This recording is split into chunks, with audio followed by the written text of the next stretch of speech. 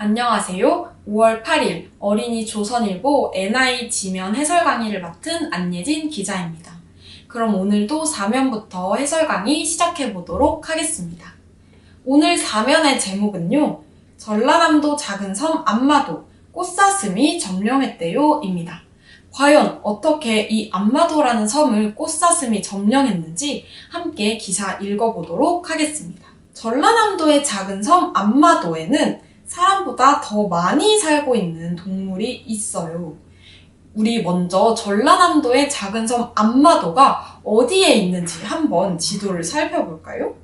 자, 여기 보면은 서울이 여기에 있다면 이제 이 부분이 전라남도고요. 이 전라남도 옆에 있는 안마도, 아주 작은 섬으로 안마도라는 섬이 있습니다.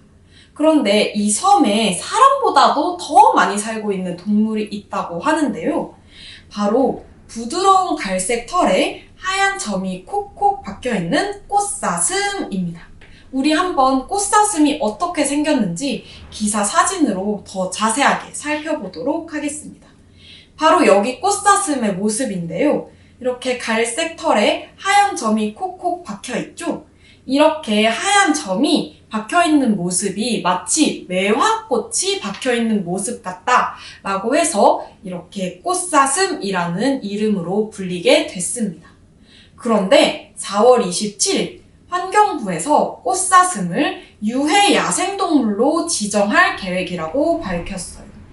지정이란 가리켜 확실하게 정하다라는 뜻인데요. 이렇게 꽃사슴이 유해 야생동물이라고 확실하게 환경부에서 정한 것입니다. 유해 야생동물이란 사람의 생명이나 재산에 피해를 주는 야생동물을 말하는데요. 과연 꽃사슴이 어떤 피해를 줬을까요?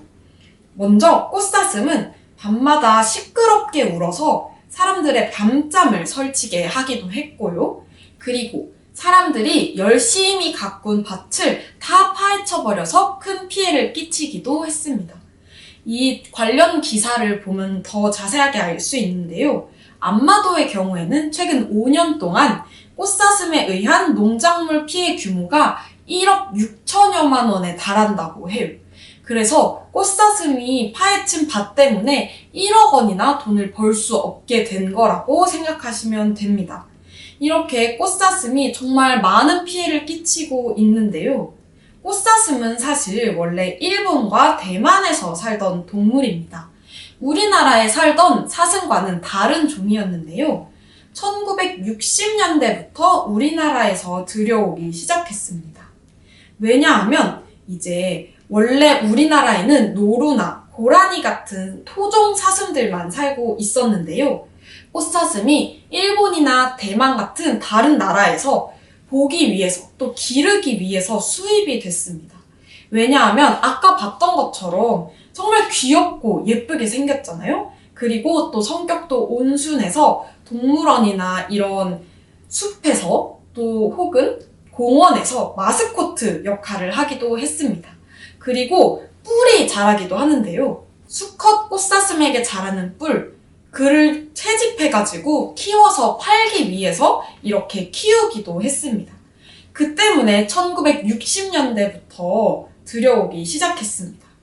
그래서 이때부터는 귀여운 외모와 온순한 성격으로 동물원이나 농장에서 아까 말했던 것처럼 보기 위해서 혹은 팔기 위해서 키우는 경우가 많았습니다. 그런데 1980년 꽃사슴이 농장이나 동물원을 탈출해서 야생으로 나가면서 문제가 생겼습니다. 우리나라에는 꽃사슴을 잡아먹는 표범이나 늑대 같은 동물이 없기 때문인데요. 잡아먹는 동물도 없는데 꽃사슴은 번식도 빨리 합니다. 그래서 아이를 굉장히 많이 낳을 수 있어서 개체수가 빠르게 늘어났죠. 그래서 30년 전에 전남 영광군 안마도에 10마리밖에 없던 사슴은 현재 약 1000마리까지나 늘어났다고 합니다. 영광군에는 이제 사람들이 10마리의 꽃사슴을 버리고 갔는데요. 지금은 정확하게 안마도에 937마리가 살고 있다고 합니다. 그런데 안마도에 사는 주민은 150명밖에 안 돼요. 사슴이 주민보다 약 10배나 달하는 숫자만큼 있는 거죠. 이렇게 갑자기 늘어난 사슴이 영광군 안마도에 있는 식물을 모조리 다 해치워 먹고 있습니다. 이를 통해서 생태계 교란이 일어나고 있는데요. 생태계란 먼저 동물과 식물들이 함께 살아가는 자연을 말합니다. 그리고 생태계에선 먹이사슬에 따라 동식물이 살아가는데요. 먹이사슬은 동물들이 서로 먹고 또 먹히는 관계를 뜻합니다. 예를 들어서 사슴은 풀을 먹고 살죠. 그런데 그 사슴을 늑대가 잡아먹으면서 서로 적절한 균형을 이루는 겁니다. 그런데 이렇게 사슴을 잡아먹는 늑대가 없다면 풀은 똑같이 자라는데 풀을 먹는 사슴이 많으면 식물들이 사라질 수도 있는 거예요. 그렇게 먹이사슬이 제대로 되어 있지 않아 균형이 없어지고 결국 생태계가 교란되게 되는 것입니다. 여기에서 교란이란 마음이나 상황 따위를 뒤흔들어서 어지럽고 혼란하게 하는 건데요. 밑에 균형이라는 단어를 같이 보면 어느 한쪽으로 기울거나 치우치지 않고 고른 상태를 뜻합니다. 즉, 누구 한 명이 너무 많거나 너무 없지 않고 고르게 있어야 하는 균형적인 생태계를 이렇게 꽃사슴이 잡아먹는 동물도 없는데 와서 풀만 계속 먹으니까 어지럽고 혼란스러워지는 거죠. 우리 여기에서 생태계와 최상위 포식자에 대해서 또 한 번 더 자세히 알아보도록 하겠습니다. 생태계란 아까 말한 것처럼 풀이나 나무 같은 식물과 사슴이나 늑대 같은 동물이 함께 어우러지는 자연의 세계를 말합니다.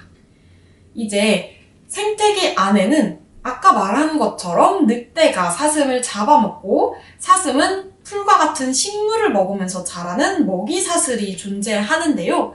보통 먹이사슬을 이렇게 피라미드 형태로 그릴 수 있습니다. 그래서 만약에 여기 이제 피라미드의 가장 아래 칸에 식물, 풀이 있다면 그 위에 사슴이 있을 수 있고요. 이렇게 사슴은 풀을 먹고 자라납니다.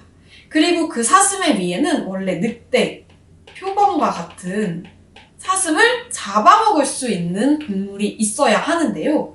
이렇게 먹이사슬에서 가장 위에 있는 동물, 즉 늑대나 표범 같은 동물을 최상위 포식자라고 하는 겁니다. 예를 들어서 아프리카 초원에서는 사자가 최상위 포식자가 되는 것이죠. 그러면 우리 이제 한번 기사를 읽은 것을 바탕으로 문제를 풀어보도록 하겠습니다. 먼저 1번 문제입니다. 꽃사슴은 안마도에 사는 주민들에게 무슨 피해를 끼치고 있나요? 자, 이건 첫 번째 문단으로 가면 볼 수 있죠. 안마도에 사는 꽃사슴은 밤마다 시끄럽게 울어서 사람들의 밤잠을 설치게 하거나 사람들이 열심히 가꾼 밭을 파헤쳐서 큰 피해를 끼쳤다. 이렇게 적어주시면 됩니다. 정리해보면 밤마다 시끄럽게 울어서 잠을 못 자게 했다. 그리고 밭을 파헤쳐서 큰 피해를 끼쳤다. 이 부분에서 관련 기사를 참고해서 더 자세히 적어보면요. 농작물이 약 1억 6천여만 원의 피해를 봤다. 이렇게 적어주시면 됩니다. 그럼 2번 문제 같이 또 풀어보도록 하겠습니다. 지금 안마도에는 꽃사슴이 몇 마리 살고 있나요? 어떻게 그렇게 많이 살게 됐는지 생태계와 먹이사슬을 넣어서 설명해보면 됩니다. 자, 먼저 안마도의 꽃사슴은 현재 안마도에 10마리밖에 없던 사슴이 현재 1000마리까지 늘어났죠. 이렇게 안마도에는 1000마리의 꽃사슴이 살고 있다라고 먼저 적어주시면 되고요. 그리고 어떻게 이렇게 많이 살게 됐는지 생태계와 먹이사슬 두 가지 단어를 넣어서 설명해 주시면 되는데요. 이 밑에 있는 부분을 적어보면 될 것 같습니다. 이거를 정리해서 적어보면 될 것 같은데요. 여러분의 단어로 정리해서 적어보셔도 되고요. 저도 한번 정리해서 적어보도록 하겠습니다. 먼저 안마도에는 꽃사슴이 1000마리 살고 있다. 이렇게 적어주시면 되고 어떻게 이렇게 많이 살게 됐냐면 먹이사슬에서 꽃사슴보다 위에 있는 우리 아까 지식이 팡팡에서 봤던 상위 포식자인 늑대가 생태계가 교란됐기 때문이다. 이렇게 적어주시면 됩니다.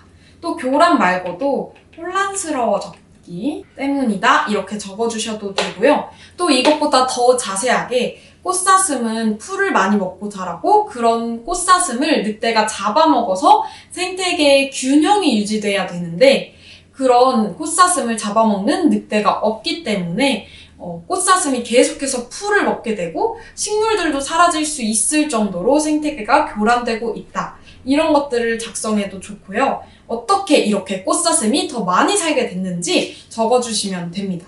여기에서 가장 중요한 건 먹이사슬에서 더 위에 있는 늑대가 없기 때문에 생태계가 혼란스러워졌다 또는 교란됐다 이런 말이 꼭 들어가야 합니다. 그럼 이제 마지막 문제 3번 문제 풀어보도록 하겠습니다. 3번 암마도처럼 고립된 섬에 멧돼지가 들어와서 상위 포식자 없이 번식하면 생태계에 어떤 일이 일어날까요? 입니다. 여러분, 고립된 섬이라는 것은 이렇게 암마도가 여기 따로 떨어져 있는 것처럼 따로 떨어져 있는 섬을 뜻합니다. 그래서 만약에 이렇게 혼자 떨어져 있어서 이렇게 혼자만의 또 생태계를 구성하고 있는 섬에 멧돼지가 들어와서 상위 포식자 없이 계속해서 번식하게 되면 생태계에 어떤 일이 일어날까요? 여러분이 이제 위에 읽었던 기사를 참고해서 이렇게 작성을 해주시면 되는데요. 먼저 멧돼지는 식물의 뿌리나 열매, 씨앗 같은 식물들을 먹고 자랍니다. 즉, 채식을 하는 식물을 먹는 동물인데요. 물론 가끔은 뭐 개구리나 뱀 이런 작은 동물들도 먹기는 하지만 보통은 열매, 뭐 산딸기 이런 열매나 씨앗 그리고 식물의 뿌리를 먹기도 합니다. 그런데 이 멧돼지가 만약에 상위 포식자가 없는 멧돼지를 잡아먹는 그런 동물들이 없는 섬에 들어가서 번식하게 된다면 어떤 일이 벌어질지 한번 생각해서 작성해 보시면 됩니다. 참고로 멧돼지의 상위 포식자, 멧돼지를 잡아먹는 동물들은 뭐가 있냐면요. 호랑이 같은 동물들도 있고요. 곰이나 늑대 같은 이런 동물들이 상위 포식자가 됩니다. 그런데 호랑이, 곰, 늑대가 없는 섬에 멧돼지가 들어온다면 어떤 일이 일어날까요? 바로 우리 아까 꽃사슴이 그랬던 것처럼 잡아먹히지 않고 식물과 작은 동물을 계속 먹어치워 식물이 사라질 수 있다. 즉, 생태계가 혼란스러워질 수 있다. 이렇게 작성해 주시면 되겠습니다. 그럼 오늘 4명 강의는 여기서 마치도록 하겠습니다. 감사합니다.